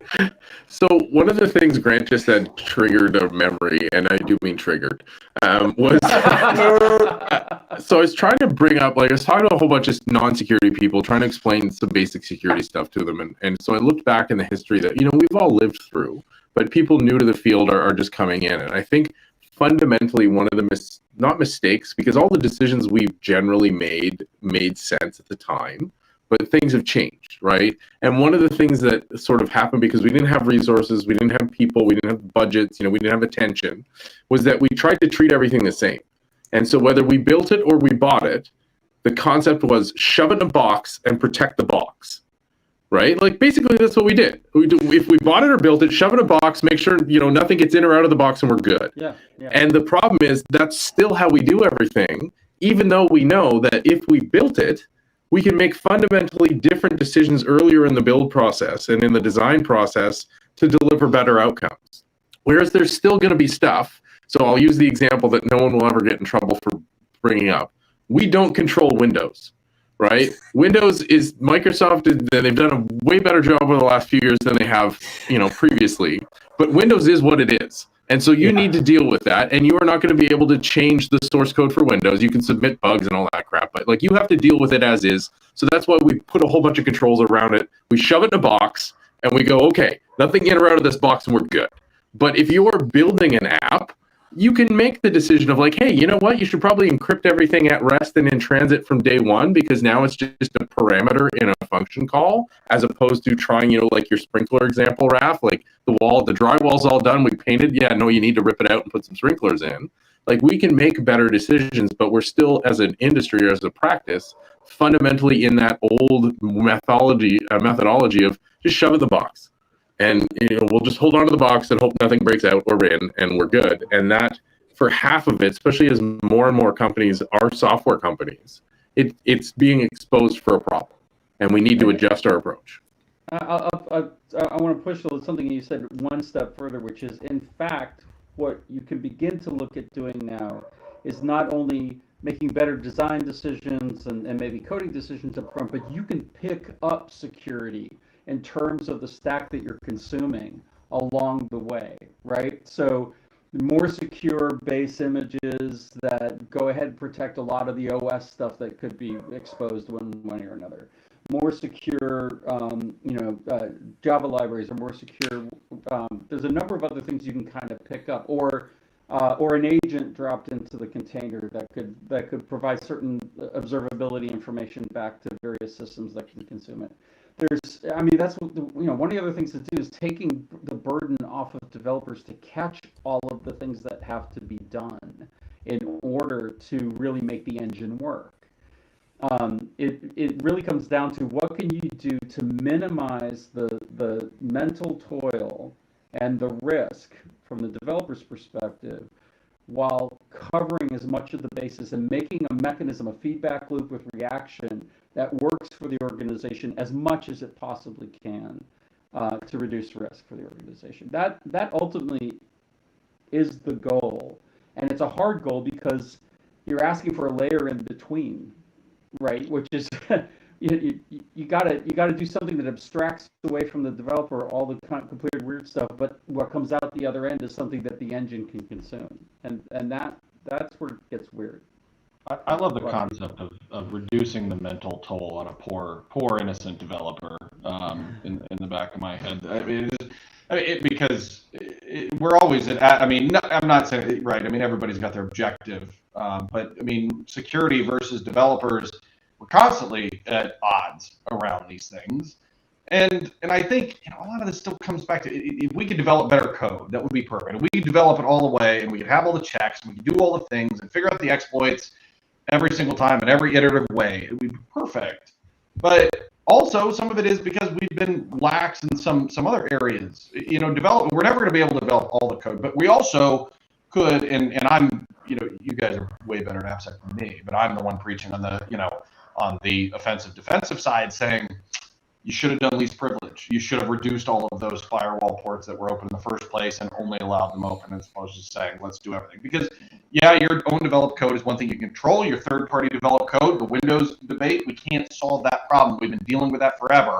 And even if I develop my own code on top of Windows and operate it that way, I still need to do the same basic least privilege. I still should have that incident response plan that I should have enacted at SolarWinds, at Kaseya, at Heartbleed, at all these other things, and had a way to actually solve that question, to go and ask all of those other things. Those are the things that everybody's still failing at. That's where the issue is. Asset management's too hard. It's too. I'll play that devil's advocate and say, well, it's too hard. Can't solve that problem. Let's ignore it. But what do I do to solve this problem faster, and at least sort of know how to reach out and ask the right question? And that's where people keep dropping the ball.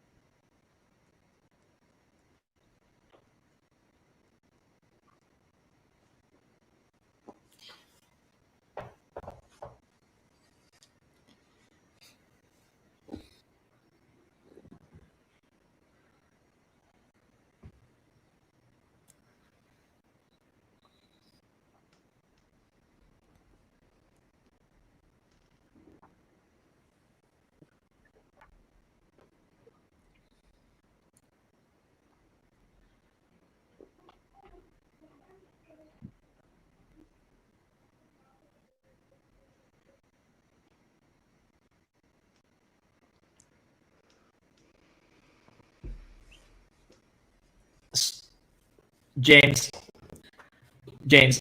I don't know if you were, because I know we ran across each other before we actually started doing this, but back, OWASP AppSec Irvine, which was a million years ago.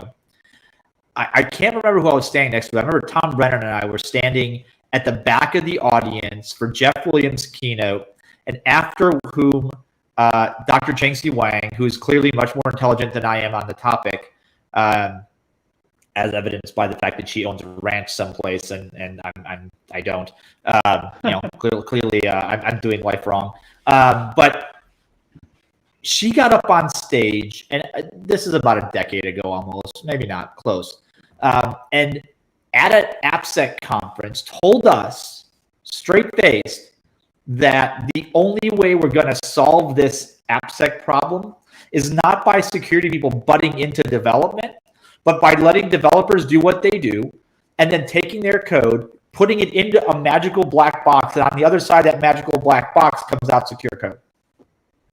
And as she was giving this talk, now I will tell you, you could, if there was video of this, maybe there is somewhere, you could actually watch Jeff slowly, distancing himself from her as she spoke, because we're like, she's freaking nuts. Like, what do we think? But that was our own arrogance, because look at this. How much further down the timeline are we? And we're talking about basically that. Like, we've gotten to the point where we've implemented her. We've tried implementing her ideas. Like, this is what we're doing.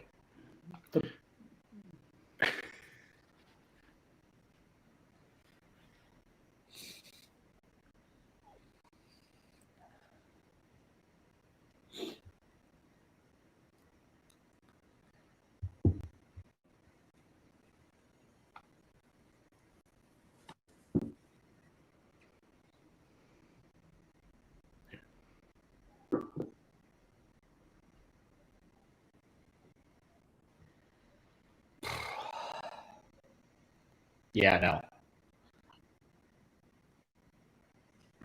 no. I tell you what, man. I learned a long time ago. I had an encounter that humbled the hell out of me. I went and had a conversation at a now close friend, was a CISO at the time, major bank, went to sell them some AppSec tools. And this was a security-led initiative, so developers really couldn't say no. And it basically was, all right, come in, show them, give them a demo, show them what you can find, use a piece of code they have.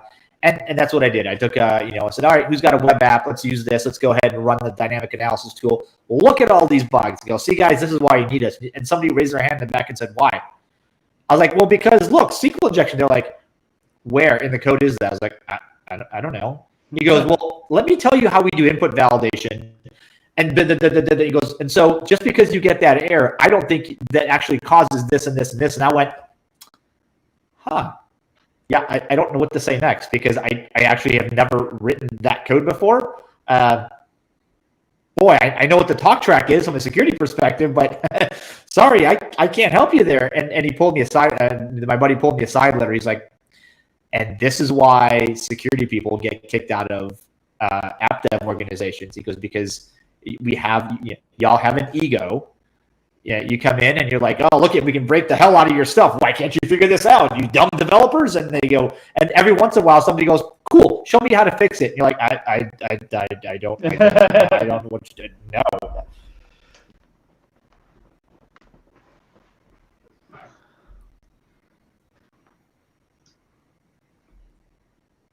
Yeah.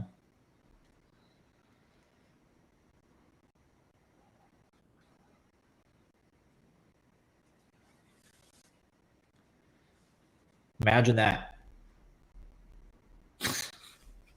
Right.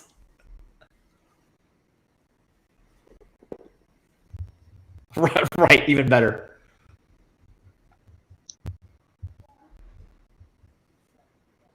Although. Yeah.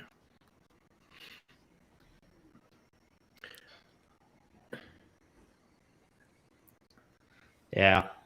I think right. what you're touching on, James, is a fundamental shift that's required from the security perspective as to what our actual goal is, right? And when you talk to most security people, it's like, oh, to stop bad guys from getting data and doing bad things.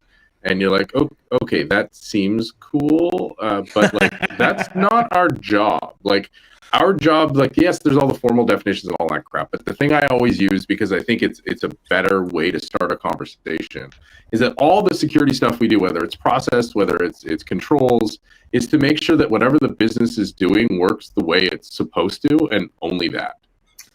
Right? So that if you write a web app that takes orders, that it can only take valid orders, as opposed to being forced into doing other things. And when you start to have that kind of a conversation, it shifts into exactly what you touched on, you know, and what your story highlighted, Raph, was that, yes, this is a 0 day, oh my God, we need to address it right now. You're like, yeah, but, you know, none of the systems that we have, you know, are actually vulnerable to that. So why do we care? Or like, what is vulnerable is just the cafeteria menu, and it's not connected to anything, so who cares? Like, we don't have, you know, and what you were kind of jumping around, James, was the security people don't have the context to make the informed decision of the business. We only have the security context. And so we go, well, that's a 10 out of 10 CVSS.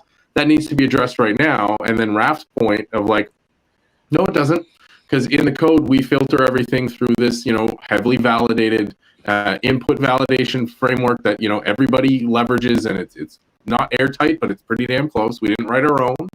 And it's that kind of context. And I think it, you know, that pulls everything we've been talking about together, as far as like, we need to get out of our bubble and realize that we're one part of a bigger whole. And until we do that, we're still going to be talking about, we could have this exact same conversation in 10 years from now. Yeah. Damn it, Grant! I know we will, but you didn't have to say it.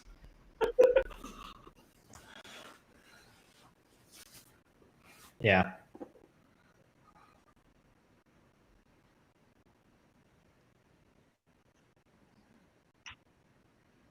Yeah, but we wanted it. Oh, we wanted it. I don't want it.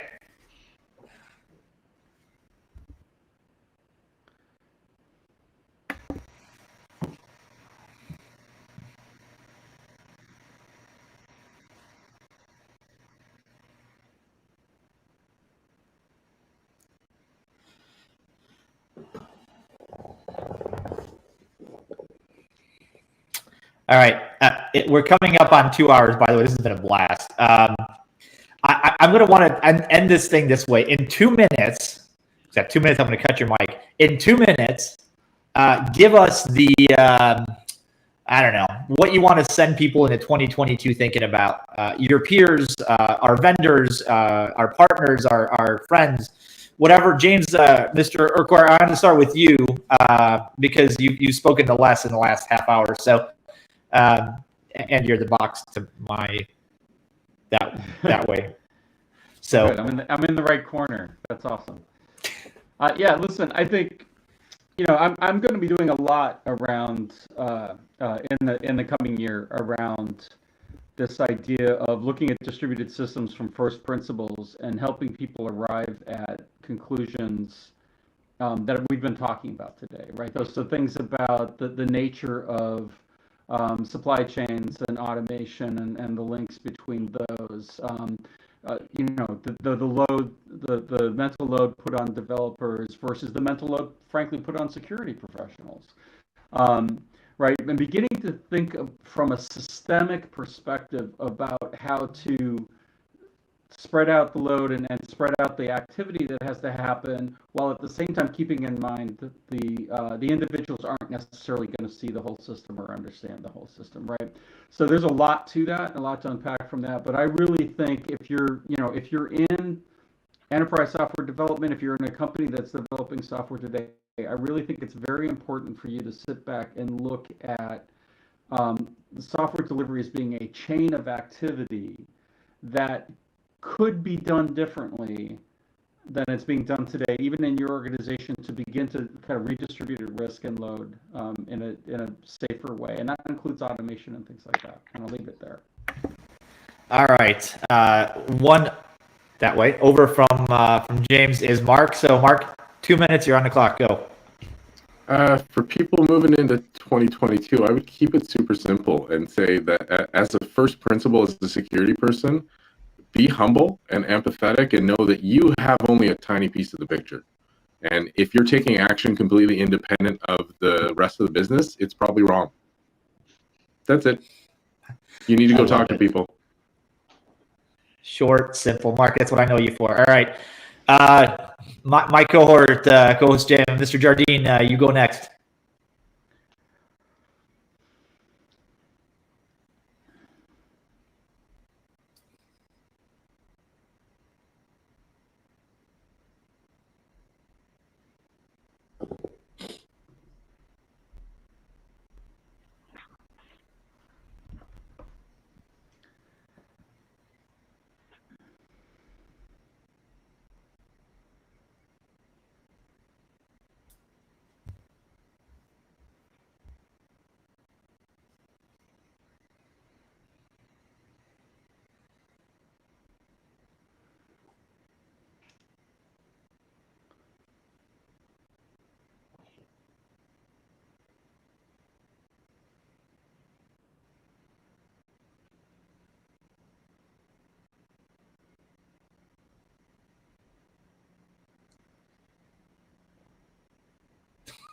Figure it out.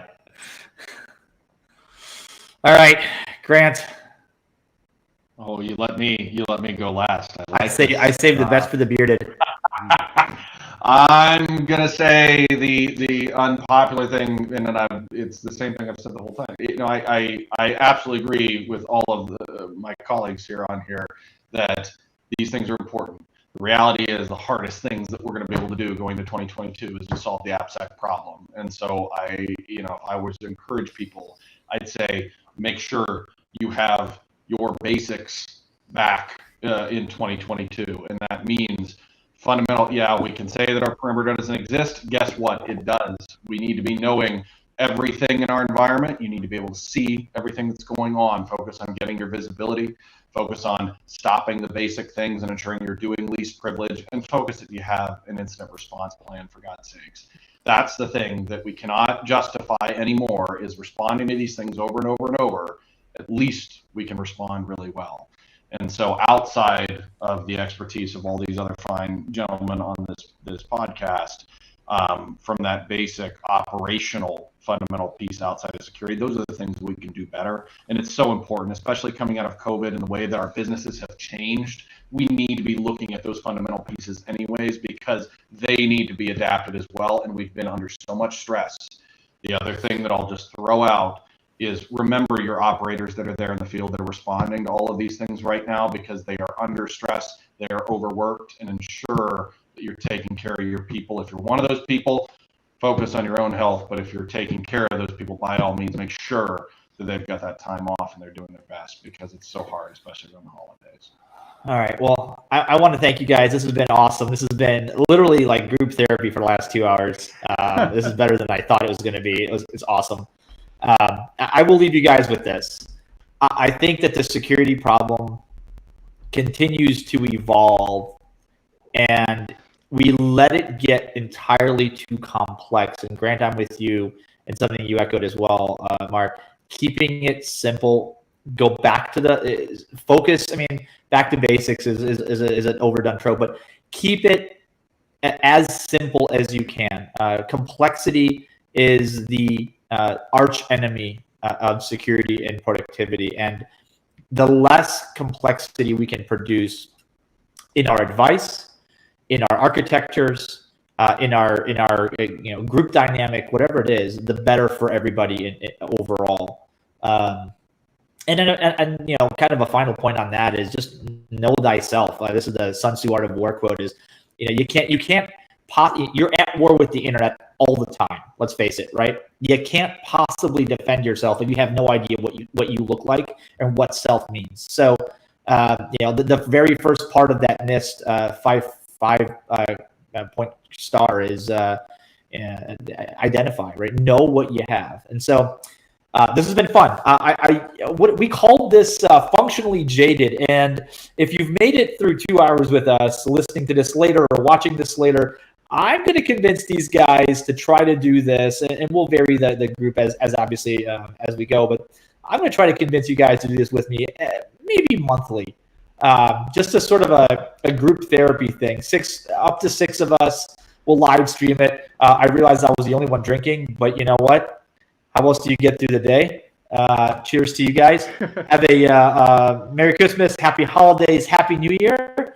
And from the Down to Security Rabbit Hole podcast family, everybody involved, shameless plug, go check out the Above Board show that's on LinkedIn Live when LinkedIn Live actually works. And thanks to Hari and Boomcaster for letting us, giving us this platform to use. It's awesome. And you guys should all check it out anyway. So for now, and yeah, go read that. Damn it, that way. Go read that book. I'm gonna go read that book. I've got entirely too many books to read, but yes, give that a shot. This is gonna be a good year. I think next year. So get through this one. Remember, this firefight is not the worst because the next one will be just as bad. So keep your sanity.